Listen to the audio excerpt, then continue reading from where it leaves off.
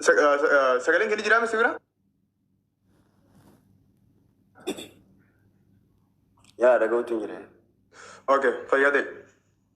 Baga jiraatti.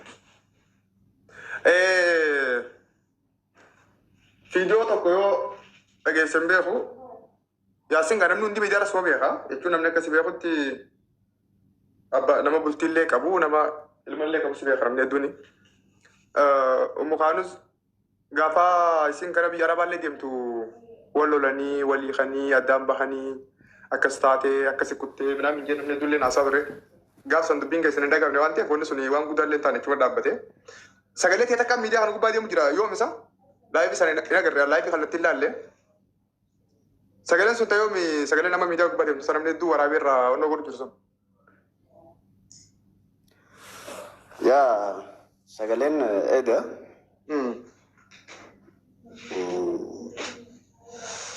Sagaleen eeda duraan dursa galatoome Poloosariija akkasumatti illee ilmaa Oromoo haati kaanu jechuun nama kabajaa qabu ana birattis akkasumatti illee uummata Oromoo biratti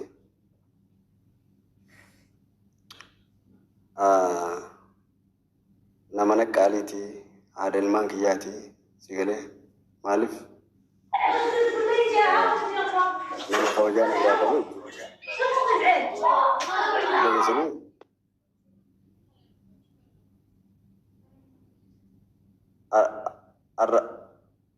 dhageessanii akka har'aatis yookaan ammoo amata dhibba akka har'aatis nama kabajaa qabu na biraa maaliif haa ta'u garuu ilmi namaa walitti dhufuun ni jira walitti yaaruun ni jira sigalee akkasumatti illee wal jaalachuunis ni jira akkuma jaalattee jirtutti jibbittinis jirti adda ba'uunis ni jirti jechuudha.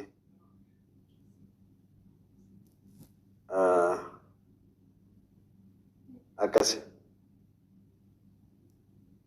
saniifuu isin jechuun har'allee borullee iftaanillee kabajaan qabaa fi akkasii wanni kaleessa ta'e sun ammoo waan biraa sun ta'in waanuma miira keessa seenee yookaan ammoo dubbadde miira keessa kiseen siin jiru maaliif jireenya kana keessatti sin dhagahama beekta yoon fi namni jechuun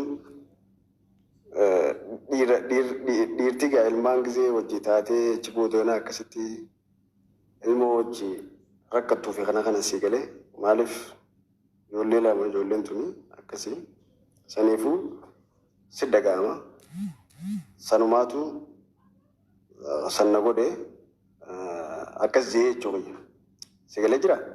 Haa ta'u garuu irra hedduu jecha isin fayyadamtu takka jira. Jireenya ilmaan kiyyaatiin jijjiiruu bee maarree minaamin si galee dhugaadhaa isitti akkas ta'uu mala garuu jireenyi kan jijjiiru ana malee isii bite jechuudha. Si galee jireenya ilmaan fi kana hunda anaatu bikkaan fadhe dhakaa cabsee waan hin fadhe godhee deemee jijjiira malee isiin deemtee yookaan kaan ammoo anas taa'ee ijoollee keessa taa'ee isiin biyya arabaa deemtee nama naa dalagu bite jechuudha. Dhiira akkasiitii si bite jechuudha. Si galee walitti harreetti adda baanee kuttee karaa Masrii haa ta'u garuu kabajaa guddaa na biraa qabdi haadha ilmaan kiyyaati haadha ijoollee tiyyaati boruus ta'e iftaanis fuula duraaf illee jechuudha. Kabajaa guddaa na biraa qabdi jechuudha isiin. Si galee maaliif haadha ilmaaniiti kabajaa qabdi. Si galee ijoolleen tun silaa isiin hin jiraanne yookaan ammoo silaa naafisii walitti hin dhufne ijoolleen babbareedduun tun hin dhuftu jechuudha. Akkasii. Kanuma. Okay. Waani wanta godhu. Jechuun gaafuma silaa Mukaanus Duubaa jirti isaa? Masriidha Duubaa? Masrii jirti. Masrii wallaahi bakka isin jirtu hin beeku. Gaafa Mukaanus biyyaa deemtullee jechuun fedha takka walii galtee jechuun mariidhaanii miti jechuudha gabaabumatti waan keessa deemu hin qabnu. Sun walitti harreetuma deemte. Okay, yaaduma mataati. Amma bultii keessa hin jirtani? Sun fakkeenyaaf isheen achi jirte anis achi jira sun dhimma keenya lameen Okay. Yaa dhugaadha sun dhimma keessanii maaliif yoo dhugaa se'aan turre gaafa isiin deemtu bakka isin girtullee hin beekan akka wanti baay'ee girtuu na fakkaate akkuma ammaatti kette kana mariidhaa miti minaamin lolaa takka wallabdee waan jahu namni hedduun asirratti haasaa ture. Haala kee walumata haa fedhuma jaarsaa jaartiitiin akkuma ati reefu haafte san jireenya jijjiiruudhaaf tarii waltumsuudhaaf waan akkas akkasitti deemte nama jiyaasoo jira. Walumaa galatti gaafa biyyaa baatullee jechuun mariidhaa miti. Okay. So sanuma qaba. Sagaleen kalee galgala haasawni sun kalee galgala meeqa amma muramee as gubbaa deemu jiru sun. Kalee galgala. Yaasini bilbila mukaanu sin qabu moo messengerii, imo, waasappii, telegiraamii, bilbila kallattii keessaa waan san itti himu tarii chirra waliin haasawuu hin danda'amu moo keessaan moo hulaa keessaa santu cufameetii carraan tokkichi inni qabu warra gastiitiin si bira dhaqu waan ta'eef achirratti ol bee haasoo san isii wajjin haasee wannoo jira namni hedduun akkas jaasa. Maaltu ta'e jechuun ati yoo rakkoon akkasii jiraatti bilbiltee fi keessaan wannoon gootu amma gaa yaasin dhuga dubbannaa wanni wal sodaan hin jirru. Qotee laga seenee barbaadee fidee haasa'u hin jiru. Namoota gurguddaa maqaa qabanii fi namoota gurguddaa dhageettii qaban wanni si shakkisiisuu fi wanni si dubbisuu danda'u afaan isaanii keessaa miidiyaa irratti gaafa ba'ee mul'atu anis atis wahumatti dhiyaannee irraa dhagahuu takkaa dhugaa san baruu barbaadudha. Hubaa wal sammuu qabu. Bultiin namaatti walii gallaa. Bultiin namaa talafarra jirtu. Harka namaa keessa jirtu. Bultii abbaan qabatee harkaa qabutu bultii namaa jaama. Sani kas hin galchine. Bultichi garuu gaafa facee diigamee hasaasiinsaa qilleensa gubbatti hasaasiinsaa miidiyaa gubbatti gaafa saasamuu eegale atis itti galuu anis itti galuu mirga. Namoota kanaa kan maqaa qabu gaafa waan takka karaa dhageessu waan san qulqulleeffachuu takka adda baasu uummanni hedduun ni fedha namni hedduun sanuma deeggara. Ammas kan dubbachaa jiruuf sanumaaf. Kabiraa warri bultii namaa jettani bultii namaa bakka isaan hin jirretti fedha keenyaa fi akka feeteedhaan yaada keenyaan haasaa hin jiru. Waan akkanaa dhageenye waan akkanaa tahee afaan keessa wanni kanaa bee wanni sun maaliif ta'e haja'u yaasin gaafachaa jirra. San akkasitti osoo hubattanii dasna jaa. Yaasin jechuun yoo waan biraallee sirriin nu ibsuu baatte sun dhimma keeti yaada keetiisi fedha keetiisi inni rakkoo miti. Mukaanuziin bilbilli siidhaan jiru jechuun ka tiktaak garagastii toora nama kumaa singila ture na fakkaata yeroo sanatti nama hedduu dhufe. Ammas dhugaa dubbachuudhaaf namni yaaduma isaa haasa'u malee waan kana hunda sirrii akka inni ta'ee fi akka inni ta'e namni hangammaas gaafatallee hin jiru atallee hin dubbanne sagaleen hatta hangee edaa afaan keessaa dhagahame gara miidiyaa irratti namni hundi arge sunillee hin argamne ammaan dura hin dhagahamne namni hundi yaadumaaf shakkii dubbatee dhiisee akkamittiin kallattumaan tiktaak si bira galtee wannoo godhuu dandeesse jechuun bilbila siin qabdu moo bilbila karaa hundaan biloo kutaatti girtamoo akkamitti miidiyaa gubbatti osoo uummanni jiru waan akka walgorsuutis ta'ee maatii quba qabaachuu fi dhabuu waan akkas akkasiifaa dubbatte sagalee waraabame san keessatti akkamitti wanni sun. No bilbila isii wanta miseenjara wal dubbisna haa ta'u godhu anis maaliif miira keessa seeneetiin ture maaliif jennaan biqiltoota namni na bira jiru daleedduudha sagalee akkana chiboodonaa daleedduun akka aadaatti ijoolleef hin taatu sagalee akka aadaan taatu sagalee sunis na aarsee chiboodonaa maal jeetiin sii maka gisee yeroo sanitti irbaataa fi kanaa fi fataraa fi kanaas yoommoo daleedduu tanaas ariitee sagalee daleedduu biraa fiddaa sagalee. Sanuma malee bakka jechuun ka miira bakka maalii bakka ammaasii irreeddu akkuma reefu siime jireenya kiyyaan jijjiiruu biyyarraa bee jechee siin fayyadamtu sanii malee kana caala immoo bilbilisi wanta miseenjeresiitis numaan qabaa jechuudha sagalee malee ajandaa barbaadee honkaan ammoo waan kana barbaadee suntu miira keessa seenee chiboota kanaa waan takka gisee hobummaan si dhagaan ta'ee fi ammaasii gisee maal jaaniin akkaan itti ibsuun beeku sagalee akka namni tokko gisee ijoolleen tuna yeroo haadha barbaaddu sagalee saniifuu yeroo kanatti silaatii bira jiraatti hooyi jecha jaamurraa ka'eetiin malee waan san dubbadde malee viidiyoo sanarratti illee ammeenyaan dubbanne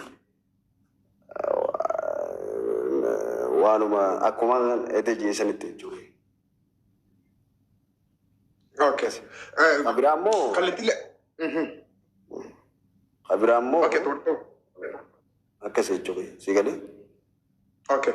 Yaani kallattiilee bilbiluu kun dandeessaa mukaanuziif. Egaa numa jechuun yoo fi bilbiluu fedheef numaan bilbilaaf yaa. Bilbiluun duruu ni jira. Yoo kallattii bilbiluu adda isin bilbilta. Okay. Khanus malee agendaadhaaf tarii waan ati sitti yaaddee isinis quba qabdu isin laayivii baddee ati immoo isii bira dheettee waliin gootanii miti. Irreedduu namni fakkeenyaaf ilaalcha namaa kana gisee ilaalte fakkeenyaaf waatu jira beektaa. Keessa kee kan beeku ati qofa si galee namni biraa siif hin beeku. Garuu waan lafarra dubbattuu fi waan miidiyaarra dubbattuu jira. Si galee fakkeenyaaf wanni miidiyaa kanarratti dhufee na dubbisiise yookaan kaan immoo isii bira na fichisiise waan biraa osoo hin ta'in jireenya kiyya jireenya ijoollee tiyyaatiin si galee jijjiiruu bee jecha jiru laal qabxii kana naa qabaddaa jireenya ijoollee tiyyaatiin jijjiiruu bee si galee ifa si galee yeroo hedduu viidiyoo gisee daleetu akkasii jechuudha san jireenya hajijjiiru ana malee isii bitee jechuudha si galee wajji jijjiiru yookaan kaan ammoo isiin karaa fagoo dheertuu deemtee jireenya jijjiiruu jecha jaamu sanirra dhaabbadhee jechuudha si galee akkamitti waan si galee sani bakka si galee san cufuuf yan fakkeenyaaf. Okay. Koi yoo akkas ta'e qabxii kana waan irra deddeebitee illee kaaftee fi dhugaadha namni haadhaa fi abbaan ilmaan walumaan guddisanii walumaan hin dadhabanii.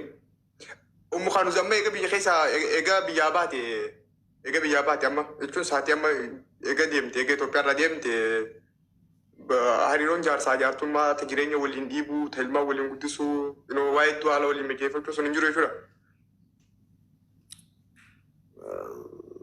Sun hariiroo wajjin dhiibuu maarree midhaan kana hin jiru.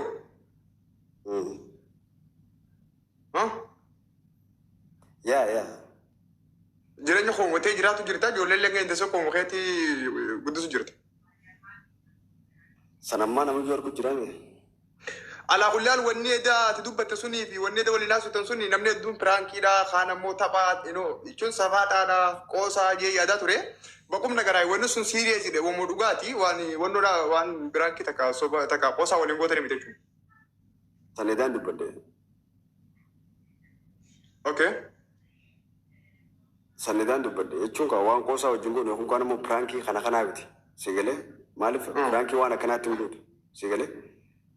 Ambar siimeetiin jira bar si galee akkuma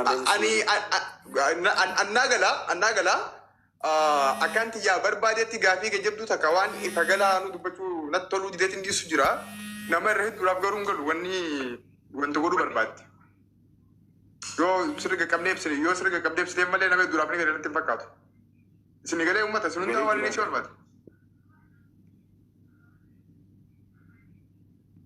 Galeefi jira uummataaf. Okay, ni gabaabsina. Okay, kun waan iddoo dheeresanii qabu. Dhugaa akka namni mee naagalcha warra modeetara shaba kan nama galchaa hin jiru talabadiyyaa naagalcha goota akka. Sabboon talabadiyyaa galche bee ni girtanii jaalatu been talabadiyyaa galcha goota. Ammallee wanni hin jiran ammallee jechuma lamaan jaa jechiniin lameen hin jiru ilmi namaa walitti dhufa adda ba'a si galee. Garuu ammoo adda bahuu fi yookaan kaan ammoo wal jaalachuu wajji jiraachuu hariiroo wajjin oofuun akkuma jirtutti osoo ta'u jiru isiin si galee haati Khanus har'aas ta'ee boruus iftaanis si galee nama kabajaa nama qabu hedduu.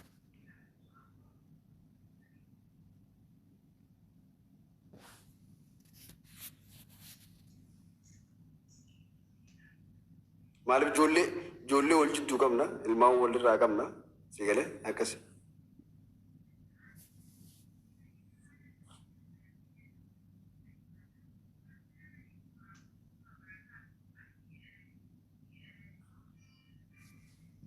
Ni jira sagaleen kiyya shabakaan kiyya wantoota godhu jira gaazii dandeessan taaptaa godhaa pilees yeroo. Ni jira sagaleen kiyya.